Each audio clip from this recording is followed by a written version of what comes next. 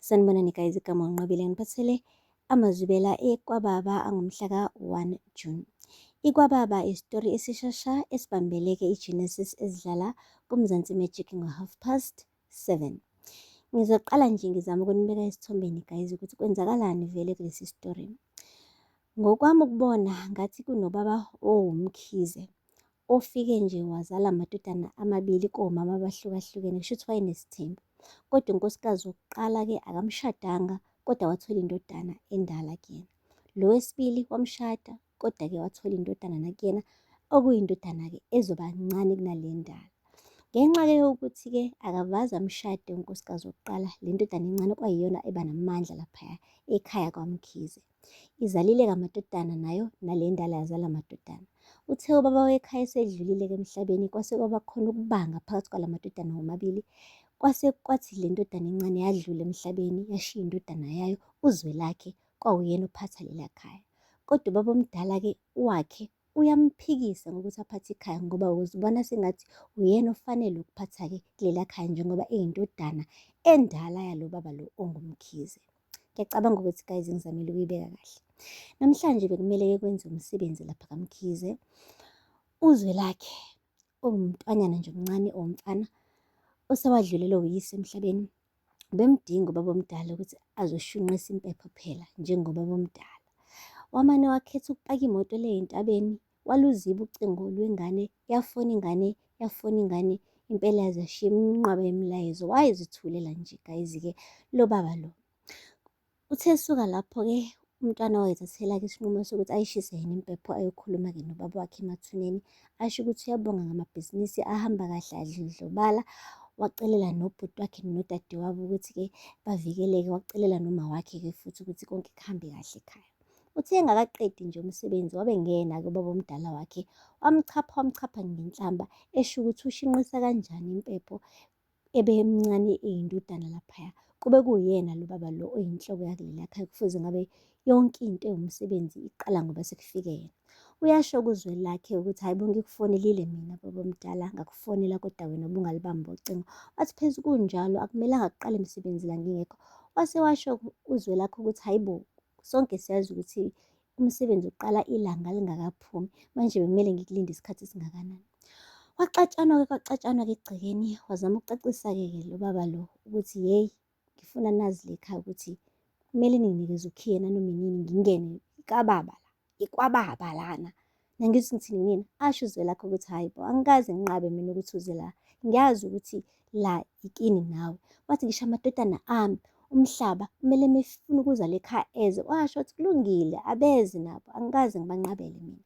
Kubonakala nje ukuthi uZwelakhe uwumntwana ofundile, umntwana othobekile, umntwana ohloniphayo futhi ongesiyena wendlavini. Kodwa-ke lo baba lo ngenxa yokuthi ufuna-ke ukuba phezulu le, kube uyena kukhothonya kuyena lapha kaMkhize, umbeka sengathi umfana ongafundisekile kahle. Guys, bamthuke ngokuthi-ke uliphatha kanjani ikhaya uZwelakhe engenankosikazi, engenakati, engenanja. Baze bancoma ubhuti wakhe omncane ohamba ezalisa lonke igceke lalaphaya emphakathini. Iy'ntombi hlampe sezize zaba-3 noma zaba-4 ziyamzalela nje, akagani muntu. Baby mama bayamlandela, bafuni ukuthi akhiphe imali yokondla abantwana. Bathi kungcono kwayena-ke umuzi-ke ngoba at least uyazalisa okungenani. Yena nje uZwelakhe akanantombi, akanakati, akananja. Kanti-ke kuzothi kusanjalo-ke kunomunye umndeni-ke wakaMotawonge unendodakazi kuthiwa uBahumi. UBahumi-ke yena-ke ubekade ezalwa namhlanje, ihlanganisa iminyaka ewu-30 years. Boyfriend yakhe-ke ithanda ukushaya isithuthuthu, iphuze utshwala. Ifikile-ke namhlanje indoda yakhe yamtshela ukuthi okay, ngisacela ukuthi ngithi nje ukuyobona abangani bami for 2 hours bese siyaqhubeka so-celebrate i-birthday yakho. Wavuma kuBahumi. Uthe usuphelile 2 hours, hhayi akabuyi boyfriend. UBahumi wamane washaya imoto wahamba wayombheka. Uthe engakangeni emotweni wakhe, hawu nangu uZwelakhe naye uyadrayiva uye emithingini. Wacishe wamshayisa uBahumi, wabhreka uZwelakhe, wasondela kuyena wayoxolisa. U-girl wamane wangaba nandaba, wangena emotweni waqathaza ifoni. Hhayi-ke uZwelakhe-ke wayicosha ifoni, wamane wakhansela imithingi, walandela u-girl phela ukuyomnikeza ifoni yakhe. Uthe mefika ugel laphaya ufica ziyiphathi baba, kuphuza utshwala, i-boyfriend yakhe ihamba phezu kwamatafula ikhasa phansi njengomdlwane, iyaskrima, iphuza utshwala, idakiwe manzi ite, ikhohlwe nanokukhohlwa-ke uku-celebrate-a i-birthday yakhe. Umane wathi really ngampela wena nge-birthday yakho ngakuthatha ngikuyise e-Cape Town, ngaplana yonke into, wena ukhohlwa i-graduation yami, ukhohlwa i-birthday yami, ukhohlwa wonke ama-special days ami. Nanamhlanje uthe 2 hours uzobula then bese sihamba so-celebrate but bukwenze njani? Wathi hawu bafethu i-birthday yakhe unawani kubonakala ukuthi nje lo bhuti lo udakiwe akanandaba nanokuba nandaba. Lapho Uzwelakhe uyayibuka yonke lento eyenzakalayo. Uthe ugele eseduba esethi uyahamba Uzwelakhe-ke wasondela wazomnikeza ifoni, waqeda wam-ofarisha i-lift kumgodukisa ekhaya. Wangena-ke emotweni kuba Humi, hhayi ephatheke kabi bandla, ekhalame iy'nyembezi, ebona phela ukuthi i-boyfriend yakhe imhlaziwe ngosuku lakhe olukhulu kangaka. Uzwelakhe-ke umane nje wathatheka ile ntokazi, wahamba wayothenga iy'mbali, wayinikeza iy'mbali, wathi i-birthday gift yakhe lena. Waqeda lapho wathatha ifoni le ntombazane, wazithathela yena inamba yale ntombazane efonini yayo. Waqeda lapho wathi akakaze abone isiphalaphala sentokazi efana naso. Waqeda lapho wathi nje ucela ukuthi amsize avuse umuzi-ke wakoMkhize.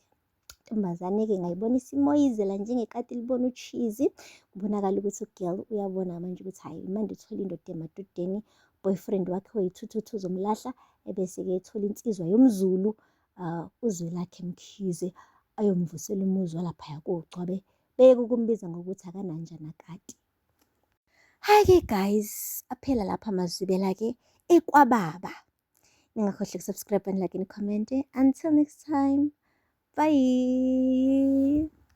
Sanibonani guys, igama unqabile ngiphathele amazwibela ekwababa angomhla ka-1 June.